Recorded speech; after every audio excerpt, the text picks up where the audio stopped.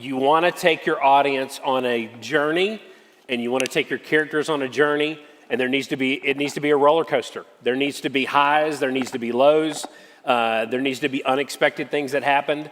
And as Daniel had laid out, if you want to listen to those sessions on the 5 key elements of a great story, there's some incredible storytellers that are out there, and that's why oftentimes films are made after best-selling books, because they know that the story is going to work, and then they craft it. But I want to point out the Burns family and the slide up here on Beyond the Mask. After they had made Pendragon and some other productions, they realized, they said, you know what? Story is not our specialty. So they said, we're really good at so many of these other producing elements. So they hired a professional writer to work with them and tag team them on helping to work with the story. And so we will submit our scripts and our storylines to other people and let them, chew it up and spit it out and tell us everything that's wrong with it. At every level, on the writing level, on the script writing level, even on the set, sometimes we'll have actors that say, this is a cheesy line, and we're like, change it. Whatever. And then in the editing room, we keep crafting and changing to try to make the story work. How many times have you seen a Hollywood movie that's professional actors, professionally shot, big budget, great special effects, but it was just boring?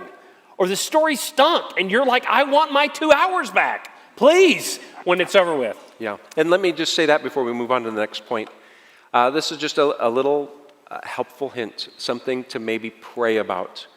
I've often thought over the last 8 years, since it seems like there's a great struggle in this community of independent filmmaking to be good storytellers. We are praying and hoping, and that's why we bring in Daniel Schwabauer. Yes. If I could make every one of you sit down and sit through his sessions, I would.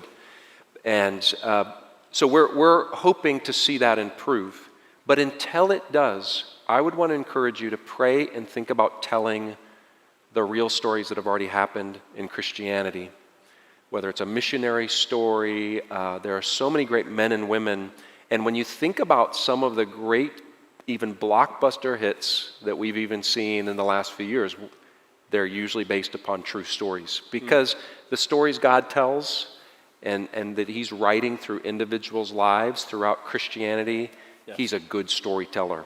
He's a master. And so I would encourage you to be thinking about that. There are so many stories. We heard one this morning. Steve Clary told the story about Jermaine Thomas, and as far as I know, nobody's made a movie about that. They've made a cartoon, and yet you could tell those stories. And so you've got a good story now, and Yes. you've got the technical abilities, and you've got the worldview baked into those stories already. Right. So Alex, behind the scenes, even though he's a great storyteller, he prays regularly. Lord, would you give me scene ideas? Would you give me stories?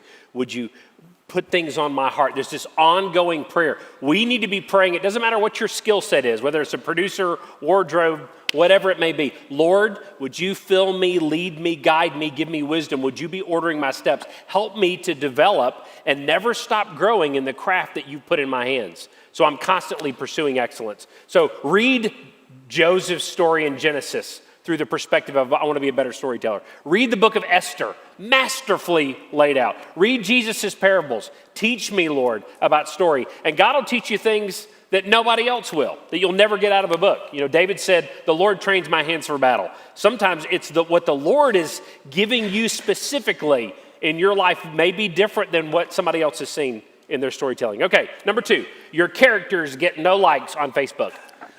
You have a great story and you want to tell it, but these characters that you're developing are boring characters that you don't care about.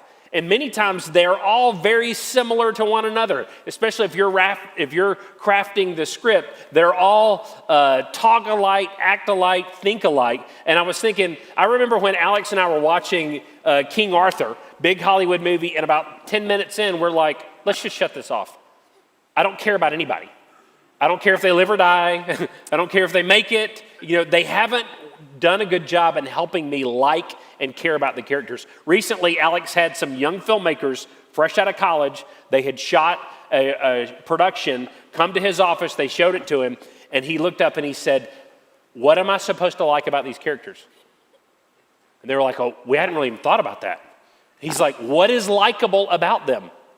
And they're like, You know, I hadn't even thought about that. He goes, it's very important. Yes. Because people Yes. don't care, again, if they live or die or he gets the girl or not, if they don't care about the characters. Think about Toy Story.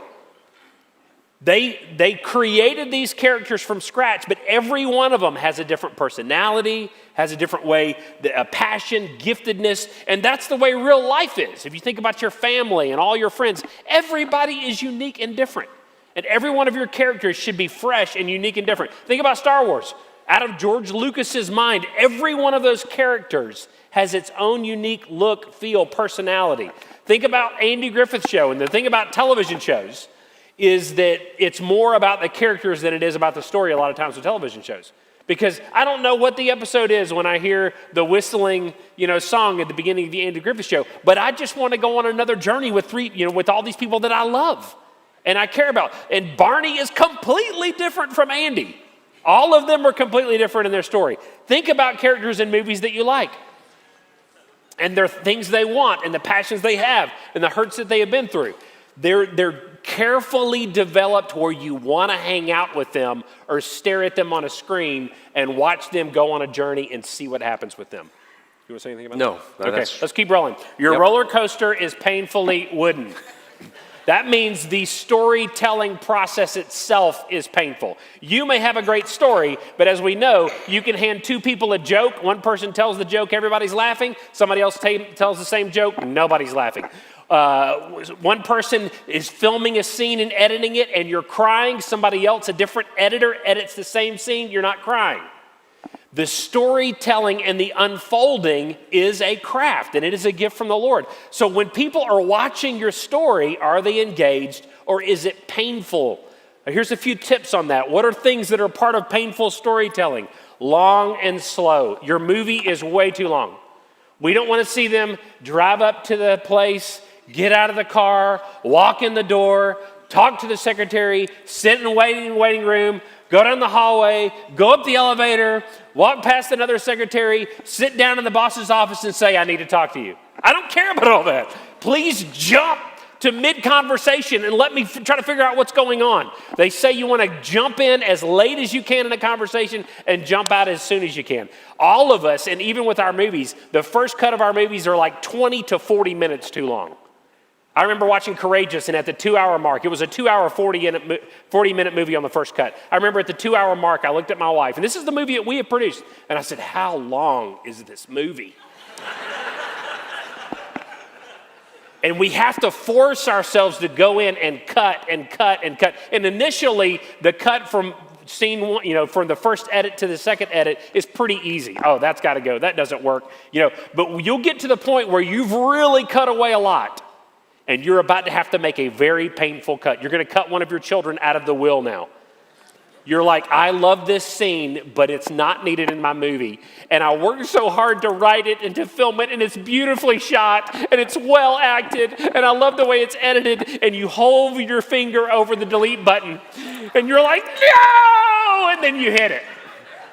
And you have to do that because the audience doesn't care how long you spent writing. They don't care how long you spent out in the sun waiting for the sun to set just right. They don't care how much money you spent on that scene.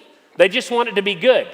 And when that scene pops up, they're like, come on, let's keep rolling here. It's boring. So long and slow. I think another thing is we think about long and slow and why that's so painful. What you have to remember is that you are called, and this is going to sound to some of you unspiritual. It is not. You are called to be entertaining. You must be entertaining. The word entertain, the root word, means to hold the attention. I want you to think about that. That's what the word entertain means. It means to hold the attention. So are you telling me you don't want to hold someone's attention? And if it's long and slow, it's very hard to hold someone's attention. When I was a young, aspiring pastor, one of my mentors in ministry, my pastor, took me aside and he was going to give me an opportunity to preach on one of the Sunday mornings when he was going to be away. And he gave me these instructions. He said, Philip, you're new, you're young, and you're inexperienced. So I'm going to give you some good advice. Your first sermon, I want you to keep it very short. Because if it's bad, people will be more forgiving. And if it's good, they'll want you to come back and preach again. And so there is something important about if you can't learn how to keep someone's attention in a short film, do not move on to feature films. And so it's one thing to have a feature film feel very long, but I also judge the short film category nearly every year, and I can't tell you how many times I'm looking at my watch going, when is this film going to be done? Yes. And it's only 5 or 6 minutes long, but it doesn't hold your attention. So long and slow is not just the clock, Right. because you can have a slow 10-minute film, Yes. and you can have a really slow 120-minute film. So, but they're both painful to get through. So if you're going in and editing, just plan on your first cut of anything being way too long.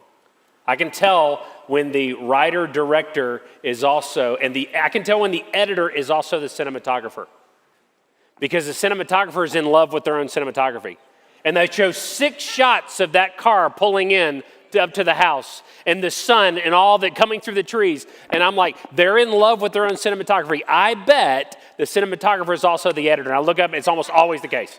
Because an editor that's a fresh eyes walks in, he doesn't care about all that. He's just, I got to tell the story and let's move on. Okay, moving on.